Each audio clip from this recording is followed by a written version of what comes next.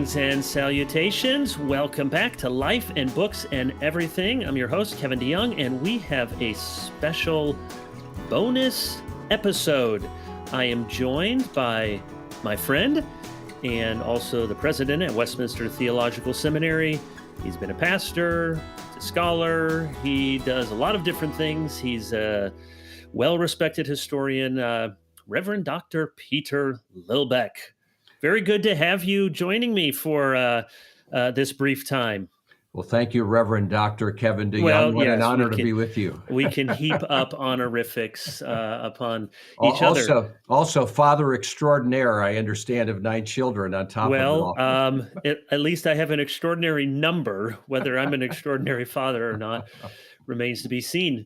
Good. So you're sitting, I think we're going to put this on YouTube and people can actually see it, though most people will be listening to it. But as I'm looking at you, you have a wonderful backdrop. Is this your study at Westminster? Is this like your private loo here? Yeah, this room is the president's office at Westminster Seminary. And it used to be Cornelius Van Til's teaching room. So there's an aura of history. And while it's hard for you to see it, maybe you can see the chairs back there and the table. Yep. That's the original faculty table. So you can imagine around that table, Paul Woolley and John Murray and Cornelius Van Til were wrestling over issues of importance. So yeah, that's great. That's a great history. Well, what we want to talk about for a few minutes is a book that I'd say I have coming out, but it's not really my book, but I'm really excited about it. It's a book by John Witherspoon, 2 works put together, his treatise, his essay on justification, and his treatise on regeneration. And we put these 2 together. I've provided something of an introduction to Witherspoon's life and to the 2 works themselves. And then it's not quite an academic apparatus, but I provide some footnotes throughout the work so people can understand what Witherspoon is talking about, some of the historical context. Just a little bit more about these 2 works. So John Witherspoon, look, this is a problem. A guy does his dissertation and the rest of his life he wants to tell people about. Well, you have a story worth telling people about. People need to know about Witherspoon, so thank you. Well, how about I'll get to these 2 specific works, but Pete, tell us a little bit about why you just said what you said, why Witherspoon has a story worth telling, important both to Christians and just to Americans. Well, Witherspoon is someone who has a pedigree that is enviable, a direct lineal descendant of John Knox, the great reformer of Scotland, a very successful pastor of a substantial congregation in Scotland. He was asked to come and fill the prestigious president's role at Princeton or the College of New Jersey, and he turned it down, and they begged him to come, and he finally came. And not only did he bring with him a history of writing, publishing, pastoring, but he came with that Scottish love of liberty, and he came at just the concatenation of history when there needed to be a man of intellect, faith, and courage to lead a wonderful, scary moment in time, which is, should we really become an independent nation? And so he not only was a leader that people looked up to, but he was a trainer. And as the process of his training, he ends up training a future president, a vice president, Supreme Court justices, senators, congressmen, the list goes on, educators, journalists. So an extraordinary swath of influence. And there's still, as far as I know, a statue of John Witherspoon at Princeton today. So go and see it before they take it down. Yeah. Oh, that's a wonderful sketch of Witherspoon's life, 1723 to 1794. He comes to America, as you said. They asked him. He turned it down in 1766. He finally comes 1768. As far as we can tell, his reason for saying no was a good reason. His wife didn't want to make the transatlantic voyage with a number of their children, not all of them, some of them were older, but with their children. But she relents in 1768. And in a wonderful providential moment in history, who is the first person to greet him at the docks in Philadelphia but a Hodge. Isn't that And amazing? yeah, yeah. And of course, whose descendant will soon be Charles Hodge. And so he was instrumental, John Witherspoon, not only, as you said, as a pastor for half of his career in the Church of Scotland, and quite a controversialist and quite a well known, well regarded pastor. Say more about that in a moment. But then he comes to take over the College of New Jersey, which at that time, we think it's Princeton, Princeton. And it did have a succession of impressive presidents who had a penchant for dying, which is why he had to come and take over. But you got to remember, this was really compared to where he was coming from in Paisley, which was a booming textile city outside of Glasgow, a congregation of some 1,300 people. They had to enlarge the building to seat all the people that were coming to Witherspoon. And then he comes to what really is backwater, backwoods, Nassau Hall. That's all they have to be the president. But he did because he believed that he could train ministers. In fact, one of the people that convinced him to come was George Whitefield, who said famously, every gownsman can be a legion, meaning you can come and you can train up people and you can send them off all across this new continent. And then, as you alluded, he trains a whole generation of statesmen and becomes most famously the only clergyman to sign the Declaration of Independence. He would famously wear his Genevan bands there at the Continental Congress and preach really one of the most important sermons in the history of this country. That's not an exaggeration. In May of 1776, he said to his listeners at Princeton, you'll allow that this is the first time I've introduced politics into the pulpit. And the first half of that sermon was really a good old-fashioned evangelical, come to Jesus, you're sinners, you need the cross sermon. And then the second half talked about how the rights of liberty with religious faith are connected to the rights of liberty with civil government, and connected the two and made an earnest plea for independence. Pete, we've had opportunity before, just recently, to see some of the sites in Philadelphia. Why was this so important? And we'll get to the book itself in just a moment, but just say a little bit more about that impulse toward liberty. John Adams famously called Witherspoon an animated son of liberty. Why was that so important, and what role did he play? Well, one of the amazing things is when in the British Parliament, one of the spokesmen who had known something about the American context said, Cousin America has run off with a Witherspoon, with a clergyman. Yeah, with the Presbyterian parson, something like that, yes. That's right. So when you look at George Washington's army, all of his generals, except for one, were Presbyterians. That's not an insignificant fact, because the Anglican tradition obviously was not real happy with the formation of an independent nation, breaking from the mother country and the mother church and the head of the church. The Presbyterians had a long struggle with that tradition, and they were willing to stand with the independent movement. And Witherspoon gave to them a sense of an intelligent, intellectual, and religious leadership. And he played that role so significantly that when you go through the journals of the Continental Congress and you look at who served on what committees, as a good Presbyterian, he served on more committees than any other member of the Continental Congress. So his leadership was felt all across the entire founding period of America. And of course, his real leadership for the church happens just as the new Constitution is being developed. He is presiding over the General Assembly, creating the Presbyterian Church in our country. Yeah, so let's talk about Witherspoon as a pastor, because if people know him, they may hear a little bit about, yes, the clergyman to sign the Declaration of Independence. The actress Reese Witherspoon, I'm told, claims to be a descendant. Though I've heard that. Though I think the Daughters of the Revolution, I think they debate and dispute that lineage. But we'll let Miss Witherspoon do as she pleases. So he's well known, if he's known at all, for that. But one of the burdens in my study of Witherspoon was to try to reintroduce him, not only for those accomplishments, but really as a winsome Reformed apologist. And those two aspects of Witherspoon, he never separated, and we shouldn't separate either. And there's a whole half of his career in Scotland in particular, where he's a parish minister at two different congregations in Beath and then in Paisley, each for about 10 years.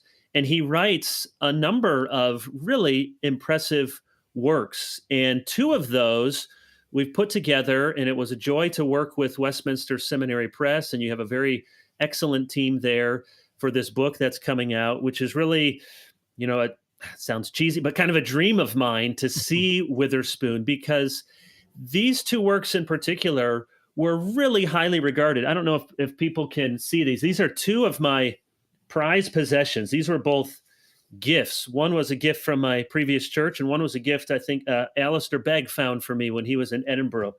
So this is an original copy, Witherspoon's treatises, with the introduction by William Wilberforce. So I won't crack it open, but this is original 1830. And then I have this one, which is the treatise on regeneration, the first edition from 1764. Oh, there it is. Get it in the camera. So I put these prominently on my shelves. Don't let my kids touch them. So that's how much I'm fond of these. He wrote the essay on justification, as all books are, in a particular cultural moment. And in particular, he was trying to come to the defense of an Anglican minister named James Harvey, or it spelled looks like Hervey, who had written a very long, ponderous work defending justification by the imputation of Christ's righteousness. And that was controversial, and Wesley and others weren't very fond of that doctrine.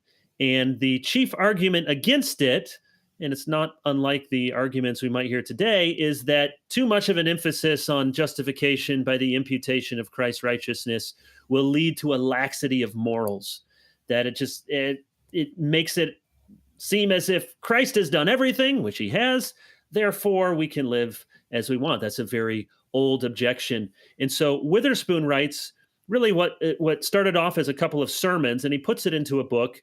It's not terribly long, maybe 70 pages in the original, and really a fine work on justification. Then a number of years later, he writes the practical treatise on regeneration. And again, he's dealing with some of the same issues in the air, namely, how does Orthodox Reformed theology not undermine true virtue, but really is the only basis for true God-glorifying virtue? One of the big issues during the Enlightenment and in the 18th century is, how do we relate true religion and true virtue? So Witherspoon writes this book on regeneration in 1764. And I imagine that most of the listeners here and watchers have probably never read anything by Witherspoon.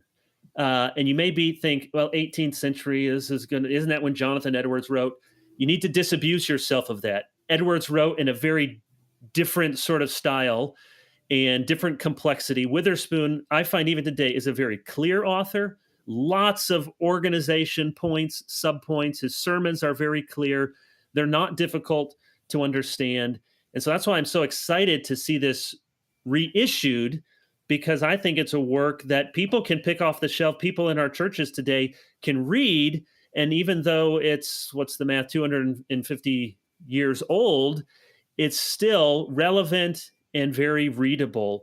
And it's those two works that really gave Witherspoon his reputation as an eminent theologian. It was John Newton who said he wasn't aware of a finer popular level work on regeneration than the one from Witherspoon. And I forget who it was. I'd have to check my own footnotes, but was looking around the time of the Revolution and said that Witherspoon was the finest example in America of theological excellence. So he is well regarded, or at least was, as a preacher, pastor, theologian, and I want to try to recapture some of that for a new generation to read. Pete, maybe say a little bit about what is Westminster Seminary Press? I've been really happy to partner with them in it. What's the aim behind WSP? What are you trying to do? What other sort of works have you been doing? Well, good. Well, one of the things that we hope to do is precisely what you've done, which is take classical literature that maybe is not going to be in the wheelhouse of other publishers because they're looking to make a public splash because they need to have an income. What we're trying to do is keep treasures of theology and relevant issues available in print because we believe at the end of the day, a book is a great teacher. It too is a legion, just like Yeah. we think about Whitefield speaking to Witherspoon. People read a book, and one person being persuaded may become a preacher that has a whole ministry shaped by the doctrine that he receives in that book. So it's a great investment in leadership. So Westminster Seminary Press started because we recognized that it was now possible to have self-published books that could be done with excellence. And there were things that the Westminster wanted to have that other publishers were not printing. A good example was, who would care about J. Gresham Machen's letters from the front in World War I? Well, students who studied at Westminster might care about that. Yeah. A small audience, but we said, well, we can publish that. Someone had edited them, so we did it. The prayers of John Murray from Chapel Talks. Well, if you've heard John Murray on tape or read something, you might say that would be a treasure. I remember hearing him on our chapel service online. He was resurrected to preach. And after about 5 minutes of his praying before the chapel service, I was weeping. I said, what a powerful prayer. I said, I've got to collect every prayer he's ever done. So we have the prayers of John Murray, some of his short writings that would never have been seen the light of day. And people are reading those and being blessed by it. As a result of that, we've discovered other books have become possible. We have a scholar who's come along, who's discovered James Ussher's early work that shaped very much the thinking of the Westminster Assembly theologians, lost to history. That's going to be coming out in the next year, a high-quality work. In the same genre, if you will, the Witherspoon. But two things that are really important that are exciting because they are bestsellers, well, actually three. Out of our great debate over hermeneutics, we created a booklet called Seeing Christ in All of Scripture. That little booklet that came out of our hermeneutics discussion that kind of made the theological front pages for a while, that's a bestseller on the Amazon list. We collected the radio talks and re-edited them from Machen called Things Unseen. Yeah, those are really wonderful. They're treasures. They're beautiful, succinct, powerful. And then most interestingly, we realized that Bavinck's great work, The Wonderful Works of God, was out of print. We reissued that, and that's been now going into its third printing. And it's a wonderful gangbusters work introducing people all around the American and English-speaking world to Bavinck's theology in a shortened form, but with life-giving energy. So this ministry has now got legs. We have a whole staff working on it. We even have a Westminster Seminary Press Korea, where we're beginning to do the same thing in the Korean language. So Kevin DeYoung, we're glad to welcome you as one of our new superstars on our Westminster Seminary Press. Yeah, well, and they really are high quality books. I know both of us are big fans of the Banner and all of the the Banner books over the years. And one of the things you could always count on with the Banner of Truth book was going to be good, rich theology, devotion, and it was going to be a high quality book. You're going to like that. And so I'm reading. Johnny Gibson edited the book, Thomas Witherow. Right. Do I have the right name? Yes. So I was not familiar with him in Ulsterman, Northern Ireland. And he does quite a lengthy biography at the front end of the book and then pulls together some of his works on polity and baptism and Sabbath. So I'm using that right now with just read a few pages, part of my devotional time. I'm actually using it. I also have underneath that on my desk Johnny's book, Be Thou My Vision, which Crossway published. So it's a Johnny Gibson morning for me on many mornings. So these are really high quality books, and they, like you said, they're recovering maybe treasures from people we've heard of, like Machen, or maybe from some people that many folks in America wouldn't have been familiar with, but books that are not very accessible to get, and yet they're very accessible to read. And so I was really pleased when I was able to work with your team to get these Witherspoon books out and provide something of an introduction and some footnotes along the way. And I really hope that people in the churches will pick up and read, because they'll be blessed. Let me say a quick word about the Witherow book. When I came to Westminster Seminary to do my doctoral studies many years ago, I was new to the Reformed faith. I didn't know where I was going to land. All I knew is that I loved Reformed soteriology. And I was given a book by our good friend, Dr. Joey Pipa, fellow classmate. Mm-hmm. And he said, I've got this mimeographed book by a man named Witherow on the Apostolic Church.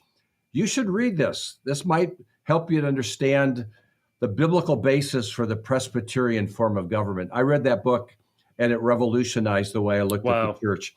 I owe my conversion to Presbyterian ecclesiology to this Ulsterman. And so when I heard that Johnny was re-editing it, I said, we have to get that in print, because I owe a legacy to this man. I read his book years ago, and I hope it will have the same impact on many others who come from an independent evangelical background. But say, is Presbyterianism biblical? When you read Witherow, you'll say, it's the Apostolic Church. It's powerful. What a great gift. Yeah. Right. So, I do recommend that book as well. Thank you, Pete, for what you're doing, serving at Westminster, of course, and with this new venture, Westminster Seminary Press. And I'm sure you can find these on the WTS bookstore online, and you can get them on Amazon as well. So thank you for being here. Love to talk history and talk books with you, and hope our listeners, watchers enjoy this bonus episode. So glorify God, enjoy Him forever, and read a good book.